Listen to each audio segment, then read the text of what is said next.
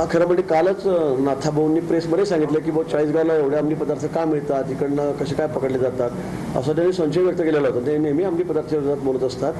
पण आता त्यांच्या जावळीच हे सगळं चालवत आहेत, सगळा उद्योग हे आज मला वाटतं या ठिकाणी समोर आलेलं आहे. खरं म्हणजे आता हा विषय थोडा तपासाचाही आहे. नेमकं काय झालं काय नाही आज सांगता येणार नाही, नक्की सांगता येणार नाही. पण मला वाटतं पोलीस या बाबतीमध्ये तपास करत असतीलच, कारण मोठी बातमी आहे, मोठा विषय आहे. रेवपाटीचा विषय तर कुठे असला तरी तो मोठा होतोच. त्यामुळे मला असं वाटतं की तपासाअंती त्यामुळे काय काय घडलं काय काय नाही हे समोर येईल. बापू मग त्यांनी यांना अलर्ट करायचं होतं ना जावई बापूंना. त्यांनी त्याला सांगायचं होतं की बाबा थोडंसं असं सांभाळा, असं होण्याची शक्यता आहे. मला वाटतं या गोष्टीला कुठे अर्थ नाही आहे. जे झालंय ते आपण मान्य केलं पाहिजे आणि ठीक आहे, तपासाचा भाग आहे हा. कोणी चूक केली असेल तर ते वेगळ्यात पडेल.